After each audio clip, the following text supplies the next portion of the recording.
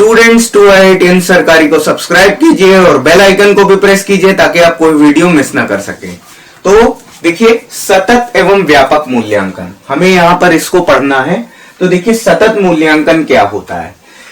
तो सतत मूल्यांकन में हमसे क्या बोल रहा है, इस प्रकार का जो मूल्यांकन होता है ये निश्चित अंतराल में होने वाला मूल्यांकन होता है। मतलब इसकी एक समयावधि होती है, एक अंतराल होता है कि 10 दिन में, 15 दिन में, 20 दिन में करा जाता है इस मूल्यांकन को। तो इसमें हम क्या करते हैं कि जो भी हमारा सब्जेक्ट है हम उसको छोटे छोटे यूनिट्स में बांट लेते हैं, छोटी छोटी इकाइयों में बांट लेते हैं। जैसे 10 चैप्टर हैं, तो जब हमें मूल्यांकन करना होता है छात्र का, तो हम क्या करते हैं, पहले हम एक चैप्टर हम पूरा पढ़ा देंगे और सतत में हम क्या करेंगे कि हम बीच बीच में हम उसका मौखिक भी हम उससे पूछते रहेंगे, क्वेश्चन हम उससे पूछते रहेंगे। या फिर ऐसा नहीं करेंगे तो फिर हम क्या करेंगे कि एक चैप्टर जो हम पढ़ाएंगे उसको, और उस एक चैप्टर का तुरंत हम उसका टेस्ट ले लेंगे। तो उससे उसका परफॉर्मेंस हमें छात्र का पता चल जाएगा कि उसने उस चैप्टर में हमसे कितना सीखा है। तो इस टाइप का जो मूल्यांकन होता है इसको सतत मूल्यांकन होता है। देखिए, इसको पढ़ लेते हैं। इस प्रकार के मूल्यांकन से तात्पर्य नियमित एवं निरंतर होने वाले मूल्यांकन से है। तो ये जो मूल्यांकन होता है ये नियमित और निरंतर होने वाला मूल्यांकन होता है। मतलब हर समयावधि के बाद ये मूल्यांकन आपका होता रहता है, एक निश्चित अंतराल के बाद होता है। इसमें छात्र के अध्ययन एवं उपलब्धियों का प्रति माह लेखा जोखा रखा जाता है। तो इसमें जो स्टूडेंट्स होते हैं उनके जो भी रिकॉर्ड्स होते हैं उनका हर महीने हम उनका लेखा जोखा परफॉर्मेंस हम उनका रखते हैं, ताकि अगर कोई पेरेंट्स अगर आके पूछे कि हाँ भाई बच्चा हमारा क्या कर रहा है, तो जो टीचर्स होते हैं वो उसको बता सकें। तो ये सतत मूल्यांकन के ही अंतर्गत हम करते हैं। प्रति माह उसका जो भी बच्चों का परफॉर्मेंस होता है उसका हर महीने का लेखा जोखा रखा जाता है। तथा संपूर्ण पाठ्यक्रम को इकाइयों में बांट लिया जाता है। संपूर्ण पाठ्यक्रम जो होता है उसको छोटी छोटी यूनिट्स में विभाजित कर लेते हैं और उन्हीं छोटी छोटी यूनिट्स को कंटिन्यूअसली पढ़ाते रहते हैं। पहले एक यूनिट पढ़ाया, उसके बाद उसका टेस्ट ले लिया और उसके बाद ही छात्र का टेस्ट के बाद ही उसका मूल्यांकन हो गया। तथा जब इकाई पूर्ण हो जाती है तब उसका मूल्यांकन कर लिया जाता है। अब देखिए, जो आपका व्यापक मूल्यांकन होता है, व्यापक मूल्यांकन में क्या होता है, व्यापक मूल्यांकन में आपका ज्ञान के सभी क्षेत्रों का मूल्यांकन किया जाता है। इसमें छात्र का संपूर्ण भाषाई विकास होता है। इसमें बोलना, लिखना, पढ़ना, सुनना, इन चारों ही चीजों का विकास होता है इसमें छात्र का। तो देखिए, व्यापक मूल्यांकन में छात्रों के ज्ञानात्मक, भावात्मक और क्रियात्मक तीनों पक्षों का मूल्यांकन किया जाता है। इसमें छात्र के आकलन के लिए विविध उपकरण और तकनीक का प्रयोग किया जाता है। तो छात्र के मूल्यांकन के लिए जो कुछ मूल्यांकन संबंधित जो कुछ उपकरण होते हैं उनका प्रयोग किया जाता है।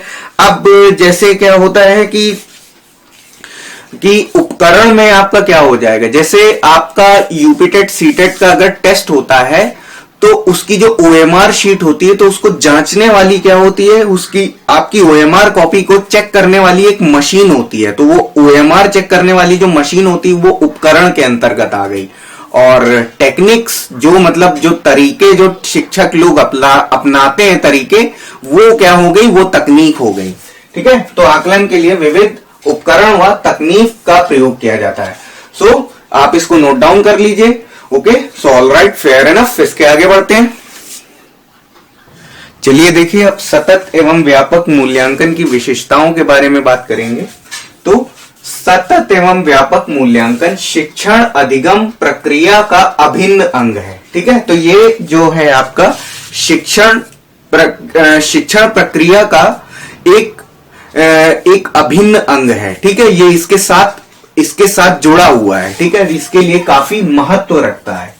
तो दूसरा पॉइंट हमारा यह है, सतत एवं व्यापक मूल्यांकन बालकों के संपूर्ण व्यक्तित्व के विकास पर ध्यान देता है। तो देखिए, इसमें क्या है कि जो आपका सतत और व्यापक मूल्यांकन होता है, इसके द्वारा केवल छात्रों का पढ़ाई लिखाई का ही विकास नहीं होता है, एवं उनका व्यक्तित्व का जो विकास होता है, जो संपूर्ण व्यक्तित्व का जो विकास होता है, वो भी सतत और व्यापक मूल्यांकन के द्वारा होता है। ठीक है, क्यों? क्योंकि सतत और व्यापक मूल्यांकन अगर दोनों अगर एक साथ अगर कर दिए जाए तो ज्ञान के सभी क्षेत्रों का विकास हो जाता है।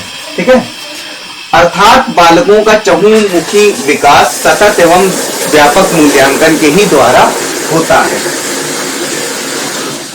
ठीक है, जो आपका बालकों का चहुमुखी विकास है वो भी सतत एवं व्यापक मूल्यांकन के ही द्वारा संभव होता है। ठीक है, तीसरा पॉइंट आपका है सतत एवं व्यापक मूल्यांकन के द्वारा विद्यार्थियों की प्रतिपुष्टि के साथ शिक्षकों को भी अपनी योजना में सुधार करने के लिए प्रोत्साहन मिलता है। तो देखिए, अब इसमें क्या है कि जब सतत और व्यापक मूल्यांकन जब करा जाता है तो इसमें जो शिक्षक होते हैं वो अपनी एक कार्य प्रणाली तैयार कर लेते हैं कि अब जैसे किताब में 10 चैप्टर हैं तो उनको यूनिट वाइज डिवाइड कर लेते हैं। अब 10 चैप्टर हैं तो उनकी क्या कर लिया, इकाइयों में बांट लिया, तो 10 यूनिट में डिवाइड कर लिया। अब 10 में से उन्हें क्या है कि अगर 1 महीने का टाइम है, प्रति माह मूल्यांकन करा जाना है, तो 1 महीने का अगर टाइम है तो 1 महीने में वो डिसाइड कर लेते हैं कि हमको इसमें कौन सा चैप्टर हमको सबसे पहले पढ़ाना है, सबसे बाद में पढ़ाना है। तो इस तरीके से क्या होता है कि टीचर भी एक अपनी स्ट्रेटेजी बना लेते हैं और जिसके लिए उन्हें क्या मिलता है, प्रोत्साहन मिल जाता है, और मतलब उसमें वो क्या कर सकते हैं कि और अच्छा सुधार कर सकते हैं, उसमें और इंप्रूवमेंट डेवलप करने का जो चांस होता है वो टीचर्स को सतत और व्यापक मूल्यांकन के जरिए संभव हो पाता है। ठीक है, ठीक है, तो शिक्षकों को भी अपनी योजना में सुधार करने के लिए प्रोत्साहन मिलता है। अगला जो पॉइंट है हमारा, सतत एवं व्यापक मूल्यांकन के अंतर्गत सत्र में चलने वाली शिक्षण अधिगम प्रक्रिया के समय अधिगम कठिनाइयों का निदान तथा उसके प्रभावी उपचार को सम्मिलित करा जा सकता है। तो देखिए, जब सतत और व्यापक मूल्यांकन जब करा जाता है तो उसमें हम क्या करते हैं कि पूरे सिलेबस को हम छोटी छोटी यूनिट्स में हम डिवाइड कर लेते हैं। तो अब जैसे मान लीजिए कि आपके पास 10 अलग अलग चैप्टर हैं। ठीक है, 10 अलग अलग चैप्टर्स हैं और उनमें मान लीजिए कि आपका फर्स्ट, सेकंड, थर्ड, फोर्थ, ठीक है, मान लीजिए यहां तक आप पहुंच रहे हैं। ठीक है, तो आपकी जो परीक्षा होनी है, मान लीजिए कि उसमें पहला चैप्टर आने वाला है। ठीक है, पहला चैप्टर आने वाला है, तो देखिए उसमें क्या है कि एक ऐसा डिफिकल्ट कोई टॉपिक है जिसको बच्चे नहीं समझ पा रहे हैं, जिसको बच्चों को याद करने में बहुत ज्यादा दिक्कत हो रही है। तो अगर क्या होगा कि पूरी बुक अगर सीधे एक बार में आ जाएगी और पूरा सिलेबस उसमें शामिल रहेगा, तो कम टाइम में क्या होगा कि पूरा सिलेबस एक साथ तैयार करना होगा उसको, क्योंकि जो छात्र होते हैं वो साल भर तो नहीं पढ़ते हैं, वो धीरे धीरे क्या करते हैं, पढ़ते रहते हैं। मतलब पहला चैप्टर पढ़ेंगे और उसके बाद अगर उसका टेस्ट हो जाए तो उनके लिए वो ज्यादा ठीक रहता है, उसमें वो ज्यादा सूटेबल फील करते हैं। तो अगर मान लीजिए पहले चैप्टर में अगर कोई कठिन टॉपिक आ रहा है जिसे बच्चे नहीं सीख पा रहे हैं, तो कम समय होता है, ज्यादा समय मिल जाता है। एक यूनिट को जब कवर करना होता है तो छात्रों के पास पढ़ने के लिए ज्यादा समय मिल जाता है। तो क्या करते हैं, उसके लिए कुछ वो स्ट्रेटेजी बना लेते हैं। स्ट्रेटेजी वो कुछ भी आप बना सकते हैं, जैसे दोस्तों से बात करके उसको याद करने के तरीके को लेकर के स्ट्रेटेजी बना सकते हैं, या शिक्षक से स्वयं जाकर के पूछ लेते हैं कि सर ये जो टॉपिक है ये मुझे ठीक से याद नहीं हो पा रहा है, मैथ्स का प्रॉब्लम है तो ये समझ में नहीं आ रहा है मेरे, तो शिक्षक उनकी मदद कर देते हैं, या कभी कभी दोस्तों के थ्रू भी मदद हो जाती है, या पेरेंट्स अगर सपोर्टिव होते हैं तो पेरेंट्स सपोर्ट कर देते हैं, तो भी वो समस्या सॉल्व हो जाती है। तो ये क्या होता है, ये एक तरीके का बेनिफिट होता है सतत और व्यापक मूल्यांकन में, कि जब हम 10 यूनिट्स को को क्या करते हैं कि हम एक एक एक एक छोटी छोटी यूनिट्स में डिवाइड कर लेते हैं। जब हम सारे 10 चैप्टर्स को हम क्या करते हैं कि 1 मंथ के लिए फर्स्ट चैप्टर को हम डिसाइड कर लेते हैं, सेकेंड मंथ के लिए सेकेंड चैप्टर, थर्ड मंथ के लिए थर्ड चैप्टर डिसाइड कर लेते हैं। तो देखिए जो फर्स्ट चैप्टर की जो डिफिकल्टी होती है तो उसका जो निराकरण जो होता है वो भी फर्स्ट मंथ के ही अंदर कर लिया जाता है, और उसके बाद जब टेस्ट हो जाता है तो उसके थ्रू फिर मूल्यांकन करा जा सकता है कि छात्रों ने कितना अच्छा परफॉर्म किया जाता है। ठीक है, तो ये क्या होता है, सतत और व्यापक मूल्यांकन का एक बेनिफिट होता है। तो आइए बच्चों, अब हम लोग देखते हैं सतत और व्यापक मूल्यांकन की आवश्यकता को देखते हैं। तो छात्रों की कठिनाइयों का निदान करने के लिए सतत एवं व्यापक मूल्यांकन की आवश्यकता होती है। तो ये बिल्कुल सच है कि जो छात्रों को उनकी कठिनाइयों का निदान करने के लिए जो आपका सतत और व्यापक मूल्यांकन होता है इसमें मदद करता है। ठीक है, क्यों? क्योंकि जब छोटी छोटी समस्याएं होती हैं तो जैसे जैसे वो सॉल्व हो जाती हैं तो क्या होता है कि छात्रों को मदद मिल जाती है। अब देखिए, छात्रों को तनाव मुक्त रखने के लिए सतत एवं व्यापक मूल्यांकन महत्वपूर्ण होता है। तो छात्रों को तनाव मुक्त रखने के लिए सतत एवं व्यापक मूल्यांकन जरूरी तो है ही। क्यों? क्योंकि अचानक से थोपी गई परीक्षा में जो छात्र होता है वो डर जाता है, लेकिन अगर धीरे धीरे एक एक चैप्टर को पढ़ाया जाता है और एक एक चैप्टर, एक एक दो दो चैप्टर का जब टेस्ट होता रहता है तो फिर उससे क्या होता है, छात्र का जो तनाव होता है वो कम हो जाता है। तीसरा पॉइंट है, सतत एवं व्यापक मूल्यांकन छात्रों को अपनी कमजोरियां पहचानने एवं सुधार करने में भी मदद करता है। तो जो सतत और व्यापक मूल्यांकन होता है तो उससे क्या होता है कि छात्रों को अपनी कमजोरियों का पता चलता है।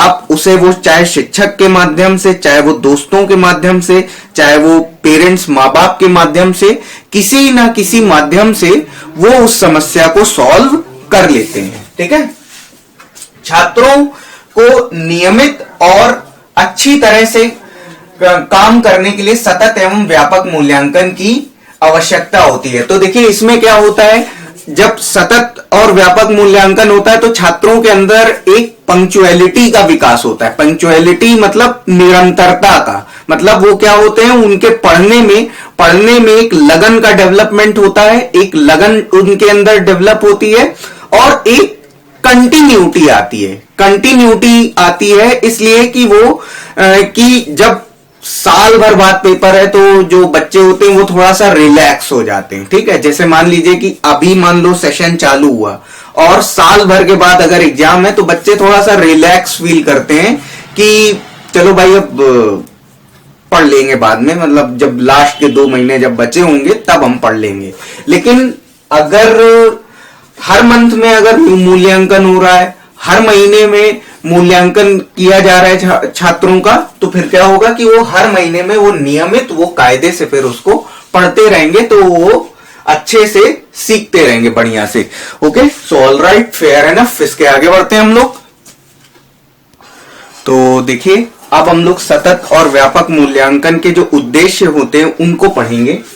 तो छात्रों की नियमित तथा बहुआयामी जांच करना। ठीक है, तो इसमें क्या होता है कि छात्रों का नियमित और बहुआयामी जांच करने से तात्पर्य है जब हम नियमित मूल्यांकन करते रहते हैं तो हमें छात्रों की उपलब्धियों का हमको पता चलता रहता है। दूसरा पॉइंट हमारा है, छात्रों में अच्छी आदतों एवं सकारात्मक दृष्टिकोण को बढ़ावा मिलता है। इसमें छात्रों की अच्छी आदतों और सकारात्मक दृष्टिकोण को इसमें बढ़ावा मिलता है। छात्रों की प्रगति के विषय में उनके माता पिता के साथ सूचना का आदान प्रदान करना एवं एक दूसरे का सहयोग करना, ये भी सतत और व्यापक मूल्यांकन के ही अंतर्गत संभव होता है। विषय एवं पाठ्यक्रम पर आधारित सामूहिक कार्य करना। ठीक है, तो ये सारे पॉइंट्स हैं, आप इनको अच्छे से नोट डाउन कर लीजिए। Okay, so all right, fair enough. God bless you all, and this is the end of class.